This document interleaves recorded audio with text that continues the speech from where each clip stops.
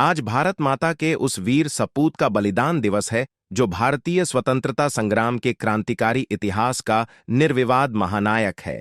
लाहौर में सैंडर्स वध के साथ ही शुरू हुई भगत सिंह और राजगुरु की क्रांति यात्रा को कुछ क्षणों बाद ही दरोगा चनन सिंह ने अपने पिस्तौल की गोलियों से वहीं खत्म कर दिया होता, यदि उस समय वहां मौजूद चंद्रशेखर आजाद के माउजर से बरसे अंगारों ने गद्दार चनन सिंह को मौत के घाट उतार देने में जरा सी भी देर कर दी होती।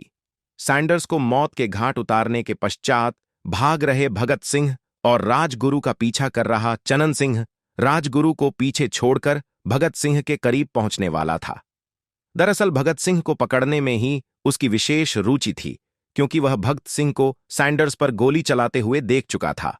अतः स्थिति यह बन गई थी कि सबसे आगे भगत सिंह भाग रहे थे, उनके पीछे चनन सिंह भाग रहा था, चनन सिंह के पीछे राजगुरु भाग रहे थे। तीनों के मध्य एक दूसरे से कुछ फुट की दूरी रह गई थी।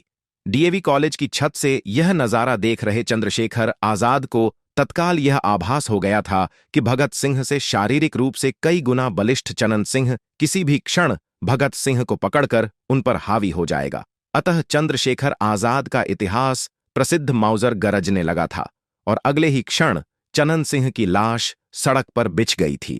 जरा सोचिए कि कुछ फुट की दूरी पर एक दूसरे के पीछे भाग रहे तीन व्यक्तियों में से बीच वाले व्यक्ति को दूर से गोली मारकर मौत के घाट उतार देने वाले चंद्रशेखर आजाद का निशाना कितना अचूक था और उन्हें अपने निशाने पर कितना गजब का आत्मविश्वास था, क्योंकि जरा सी चूक से उनके माउजर से निकला अंगारा भगत सिंह या राजगुरु को ही मौत के घाट उतार सकता था।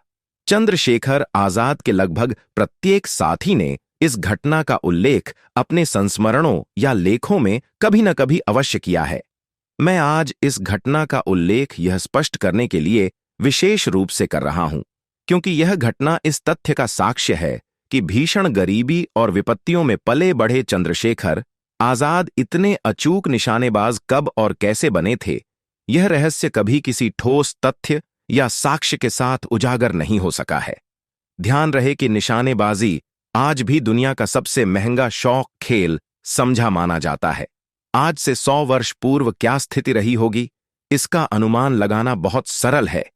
चंद्रशेखर आजाद के अत्यंत करीब रहे सभी क्रांतिकारी साथियों ने अलग अलग समय पर लिखे गए अपने संस्मरणों में इस सच्चाई को खुलकर स्वीकारा है कि चंद्रशेखर आजाद के व्यक्तिगत जीवन की कोई विस्तृत जानकारी उनमें से किसी के पास कभी नहीं रही, क्योंकि आजाद अपने व्यक्तिगत जीवन, अपने माता पिता परिवार की चर्चा किसी से कभी नहीं करते थे। देश के लिए उन्होंने सब कुछ त्याग दिया था। ऐसे त्यागी, बलिदानी, विशिष्ट, विलक्षण क्रांति नायक चंद्रशेखर आजाद के बलिदान दिवस पर उनको शत शत नमन, हार्दिक श्रद्धांजलि।